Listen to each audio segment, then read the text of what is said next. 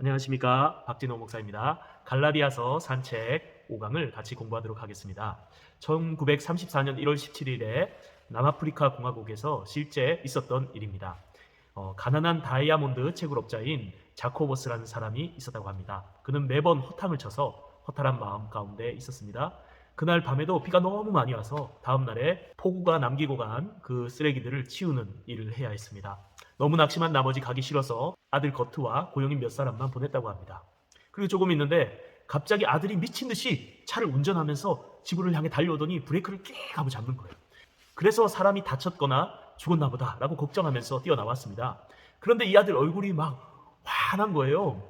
그래서 이 녀석이 운전을 난폭 운전을 하고 기분이 좋아서 저렇게 웃고 있구나, 혼을 내줘야겠다 생각하고 가는데 아들 녀석이 막 뛰어오더니 갑자기 달걀만한 돌멩이를 아빠 손에 탁 주는 거예요. 그래서 그 돌을 보니까는 반짝반짝거리는 커다란 다이아몬드 원석이었던 것입니다. 그것을 바라보자마자 다리에 힘이 쭉 빠지고 눈물이 막 쏟아지기 시작했어요.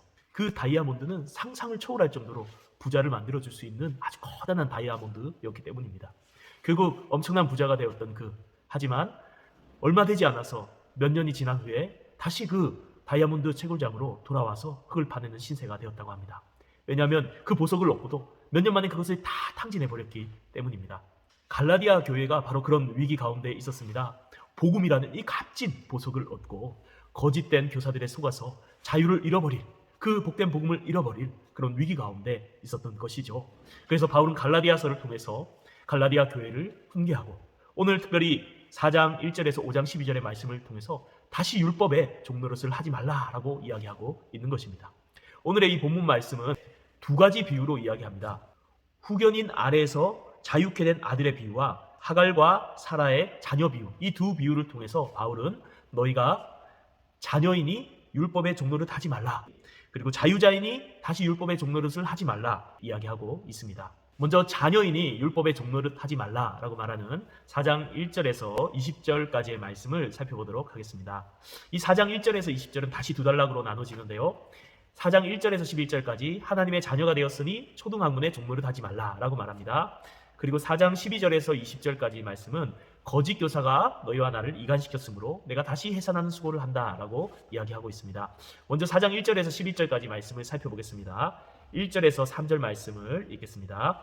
내가 또 말하노니 유업을 이을 자가 모든 것의 주인이나 어렸을 동안에는 종과 다름이 없어서 그 아버지가 정한 때까지 후견인과 청지기 아래 있나니 이와 같이 우리도 어렸을 때에 이 세상의 초등 학문 아래 있어서 종노릇 하였더니, 앞에서 우리는 그 유업을 이어받을 아들이 초등교사 아래에서 마치 종노릇 하는 그 비유를 이야기했습니다. 그러면서 자유가 될 날을 갈망할 것을 얘기했어요. 이것은 율법의 목적, 그리스도께로 인도하는 율법의 목적을 위해서 설명을 했습니다.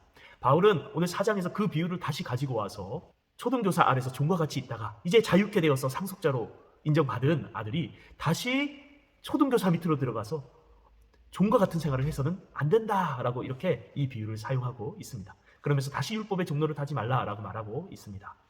3절에 우리도 어렸을 때는 이렇게 말하는데, 이 우리도는 유대인을 의미합니다. 유대인이 예수 믿기 전에, 유대인 그리스도인이 예수 믿기 전에 율법 아래에서 종노릇 하였다라는 것입니다. 초등학문 아래에서 종노릇 하였다, 이 세상의 초등학문 아래에서 종노릇 하였다 이렇게 표현하죠. 여기서 초등학문은 헬라어로 스토이케이온인데 기본 원리, 기본 물질이라는 의미가 있습니다.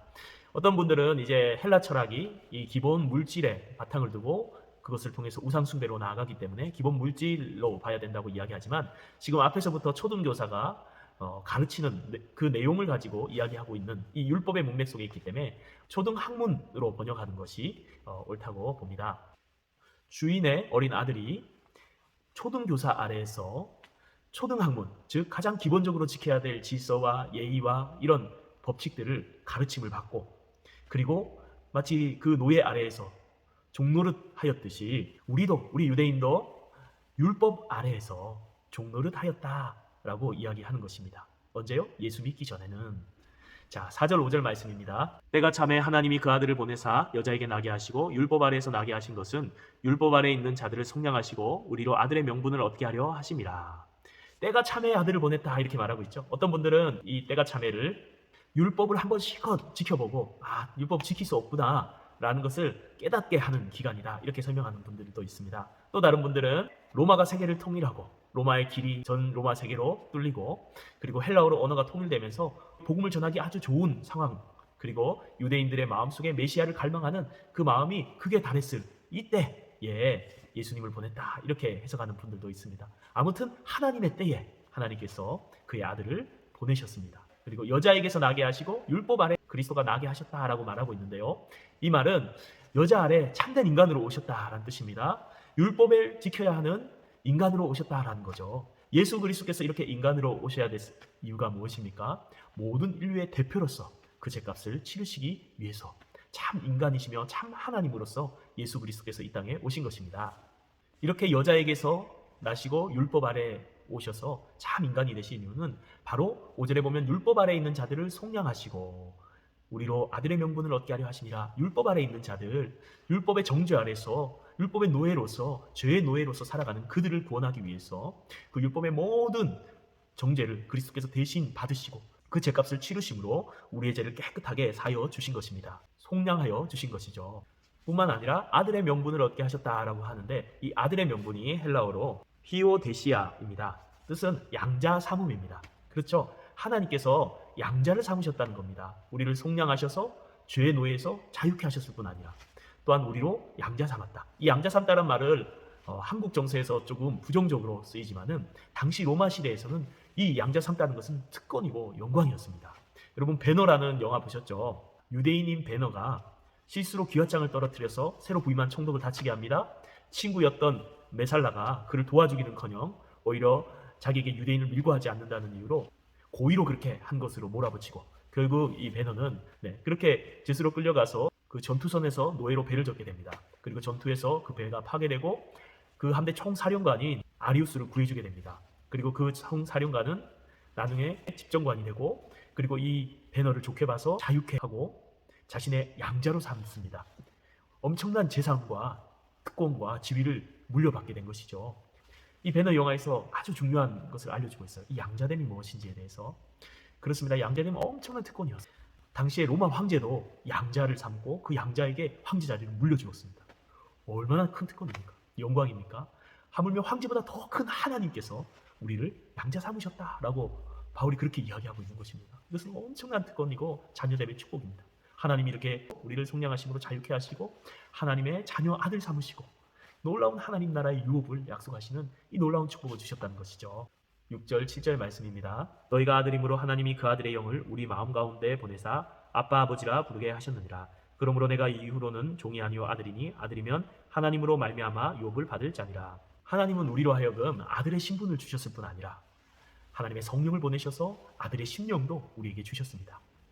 성령께서 우리 마음에 찾아오셔서 하나님의 사랑을 알게 하시고 하나님의 아버지이심을 깨닫게 하시고 하나님을 사랑하는 마음으로 아바 아버지라 부르게 하신 것입니다. 여기서 우리 성경에는 아빠 아버지라고 되어 있는데 원어 성경을 보면 아바호 파테르라고 되어 있습니다. 이 헬라어로 되어 있는데 이 신약 성경이 헬라어로 번역되어 있는데 이 아바란 부분은 아람어입니다. 예수님이 직접 쓰셨던 아람어 아바라는 뜻입니다. 아버지란 뜻입니다. 이 아바란 뜻은 어린아이들이 아버지를 친근하게 사랑스럽게 부를 때도 쓰였고 어른들이 아버지를 부를 때도 아바라고 쓰였다고 합니다. 즉 사랑스럽고 친근한 표현. 그래서 우리나라 말로 아빠라는 것이 의미가 통하죠. 어린아이도 아빠라고 하고 또 아버지하고 친밀한 관계를 누린 사람은 어른이 되어서도 아빠라고 하죠. 그래서 이 아빠라는 것이 참 의미가 통합니다. 아바랑. 하지만 개역개정처럼 아빠라고 번역해서 써놓는 것은 약간 아쉬움이 있어요. 옛날 개역 한글 성경은 아바, 아버지라고 이렇게 번역을 했습니다. 왜 그러냐 하면은 원어 성경에도 아빠에 해당하는 파파스가 있는데 헬라어로 그 단어를 안 쓰고 아람어 아바라고 그대로 쓰고 있기 때문이죠. 이 아바 아버지라는 이 표현은 신약 성경에 3번 나오는데요. 마가복음 14장 6절, 그리고 갈라디아서 4장 6절, 그리고 로마서 8장 15절입니다. 이 마가가 아바 아버지라고 마가복음에 그렇게 쓰고 있습니다. 뿐만 아니라 바울도 그렇게 썼습니다. 그리고 로마서에 보면 바울이 뭐라고 말하냐면 우리가 아바 아버지라고 부르짖느니라 라고 그 로마교회 공동체를 향해서 예수 믿는 사람들이 그렇게 부르고 있다고 이야기하는 것을 보게 됩니다. 이를 볼 때 아람어로 아바 그리고 헬라어로 아버지라고 이렇게 부르는 것은 초대교회의 전통이었을 것이라고 학자들은 이야기합니다. 그러면 왜 그렇게 초대교회가 아람어로 아바 또 헬라어로 아버지라고 불렀을까요? 이것은 예수님께서 직접 하나님 아버지를 사랑스럽게 친밀하게 부르는 이 아바라는 단어를 그대로 사용함을 통해서 예수님께서 아버지 하나님과 맺고 계신 그 친밀한 관계를 누리기를 바라는 마음으로 그렇게 불려졌던 것입니다. 마치 외국 사람들이 한국 사람처럼 간절하게 기도하려고 한국어로 주여라고 이렇게 따라하는 것처럼 초대교회도 예수님이 하나님을 부르셨던 그 아바를 사용해서 아바 아버지라고 그렇게 불렀던 것입니다. 그러므로 우리도 하나님을 향해 아바 아버지라고 성령의 감동을 따라 하나님께 기도해야 될 줄 믿습니다. 예수님께서 하나님을 아버지라 부른 것처럼 우리도 하나님을 아버지라 부르면서 하나님과의 그 친밀함과 사랑을 누리는 이 놀라운 축복을 누리길 바랍니다. 루터는 자신의 주석에서 이 본문에 대해 이렇게 말합니다. 이것은 작은 한마디에 지나지 않지만 그럼에도 불구하고 모든 것을 포함합니다. 입술이 말하는 것이 아니라 가슴속 연모의 정이 말하는 것이 이런 것입니다. 제가 모든 방면에서 고통과 두려움에 짓눌리고 당신 계신 곳에서 제가 완전히 제거되어 버려지는 것으로 보일지라도 그리스도를 인하여 저는 당신의 자식이고 당신은 저의 아버지이십니다. 소중한 그분으로 인하여 저는 소중한 자입니다. 그러므로 가슴속에 효과적으로 품어진 아버지라는 이 작은 한마디가 이 세상을 살다 간 모든 위대한 변사의 웅변을 뛰어넘습니다. 이 아버지라는 말이 얼마나 감격스러운 것인가 라는 것을 이렇게 루터는 고백하고 있습니다. 제가 얼마 전에 아빠 아버지라는 책을 쓰신 안재호 작가의 그 간증을 들은 적이 있습니다. 그가 육아일기를 써가면서 하나님 아버지의 마음을 깨닫게 되고 그 깨달은 것을 이렇게 육아일기에 기록한 것을 책으로 낸 것인데요. 그분의 이야기 가운데 이런 내용이 있습니다. 처음에 아들을 낳고 너무 신기하고 너무 사랑스럽더래요.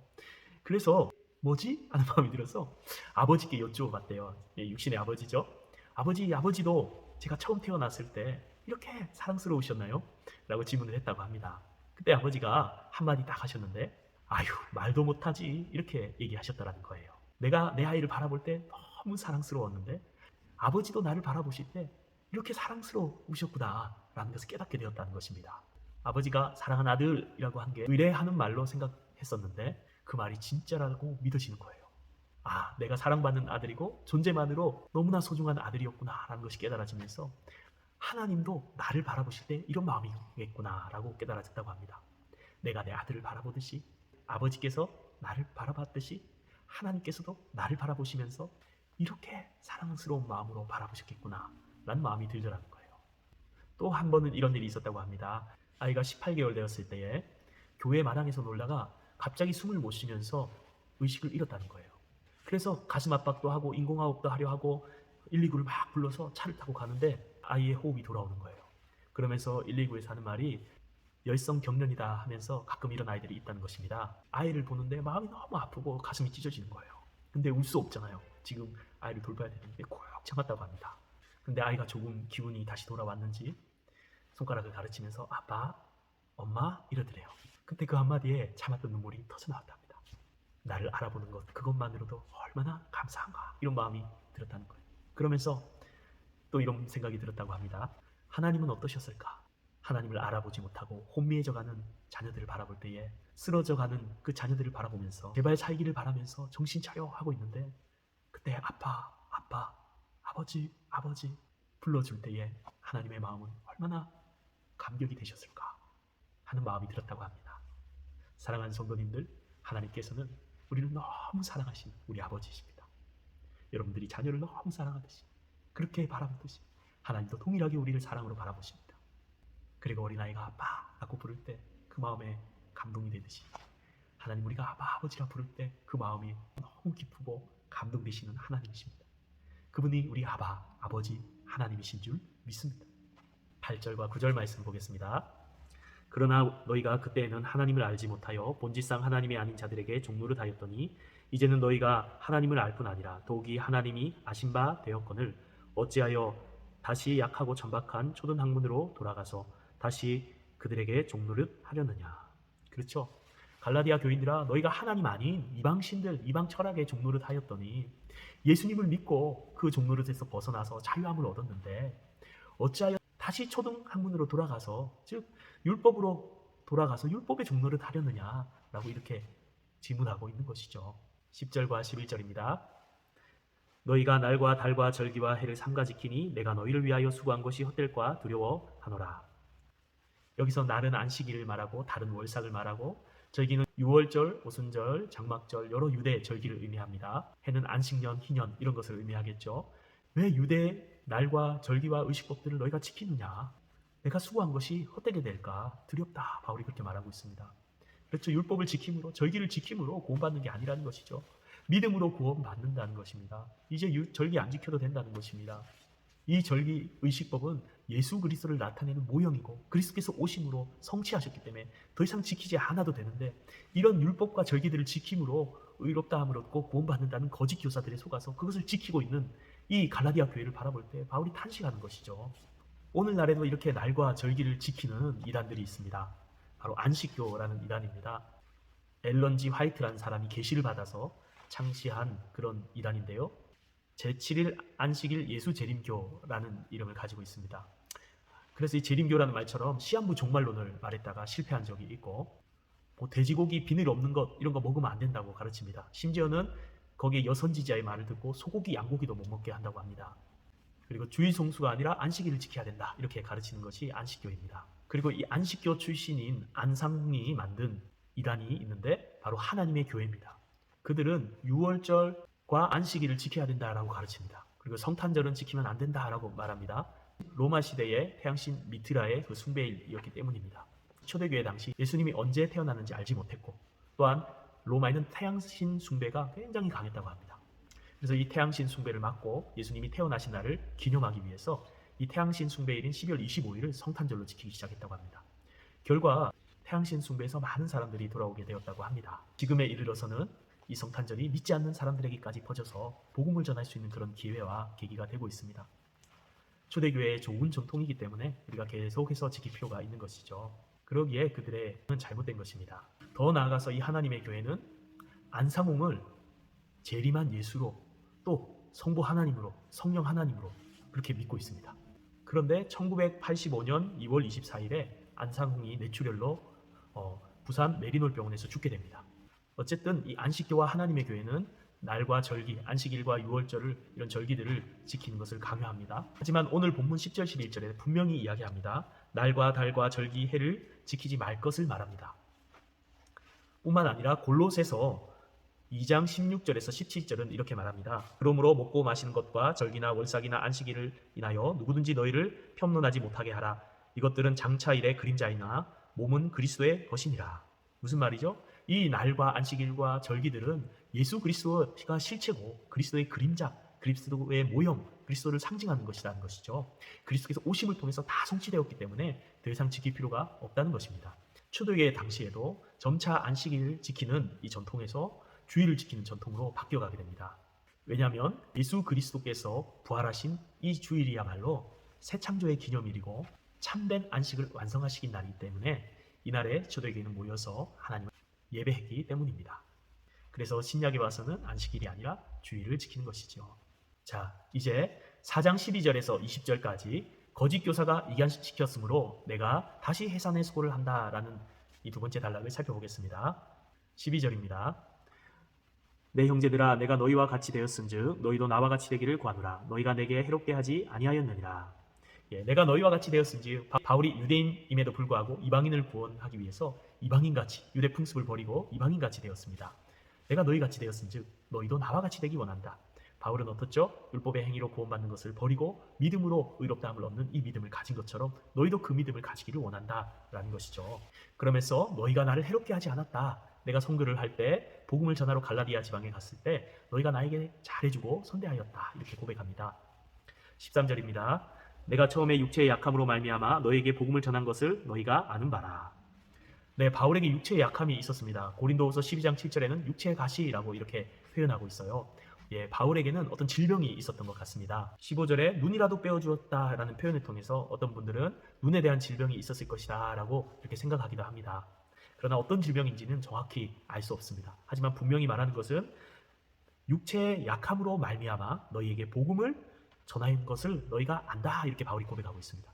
육체의 연약함 때문에 그것으로 말미암아 갈라디아 교회 너희들에게 복음을 전하게 되었다라고 바울이 고백하는 것이죠. 그렇습니다. 우리의 약함이 하나님의 일하심을 막지 못합니다. 우리의 약함이 하나님을 더욱 의지하게 만든다면 우리의 약함은 하나님이 일하시는 통로와 방법이 되는 것입니다.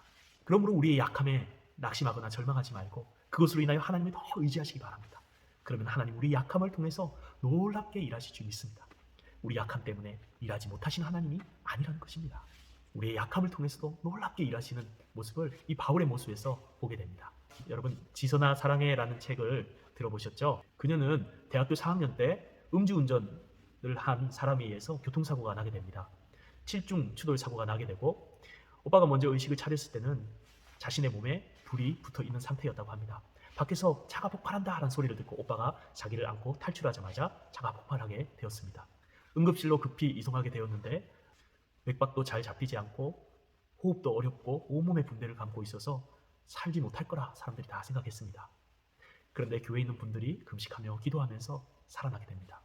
화상 치료를 하는 과정 속에서도 너무 고통스러웠다고 합니다. 몸의 55%가 3도 화상을 당하였기 때문에 소독약을 바르는 과정이 또 여러 번 수술하는 과정이 너무 고통스럽고 힘들었다고 합니다. 자기 피부를 보는데 빨갛고 노란 지방 덩어리만 보여서 자기 자신의 얼굴을 볼 자신이 없었다고 합니다. 삶의 의욕을 잃은 그녀에게는 옥상으로 올라가는 길과 하나님을 찾는 길밖에 없었다고 합니다. 그래서 하나님을 간절히 찾고 기도했다고 합니다. 하나님 살렸으면 대책이 있어야 되지 않습니까? 라고 그렇게 도대체 왜 살려주셨습니까? 어떡하란 말입니까? 기도했다고 합니다. 그런데 하나님 아무 대답이 없으시고 어느 날 목사님이 기도해 주시는데 그 기도를 받을 때 하나님이 말씀하셨다고 합니다. 사랑하는 딸아, 자기 자신도 자기를 사랑할 수 없는데 그런 자신을 향해서 하나님이 사랑하는 딸아 불러주셨다고 합니다. 병들고 힘들고 약한 자들에게 희망과 소망의 메시지를 주는 일을 너가 하게 될 것이다. 그렇게 말씀하셨다고 합니다. 그 이후에 이 자매가 엄지손가락 하나로 타자를 치면서 이 길을 써내려갔고 그것은 지선아 사랑해라는 책으로 출판되어서 많은 이들에게 감동을 주고 소망을 주고 예수를 믿게 하는 그런 역할을 했다고 합니다. 그 이후에도 여러 곳을 다니면서 간증을 하고 복음을 전하였습니다. 그리고 지금은 공부를 마치고 한동대의 교수로서 젊은이들을 가르치고 있다고 합니다. 이렇게 너무나 연약한 그녀였지만 하나님은 그녀를 쓰셔서 그녀가 건강할 때보다 더 놀랍게 복음을 전하며 하나님을 전하는 일을 하게 하셨던 것입니다. 그렇습니다. 하나님은 우리의 연약함 때문에 일하지 못하시는 분이 아닙니다. 전혀 제약을 안 받으십니다.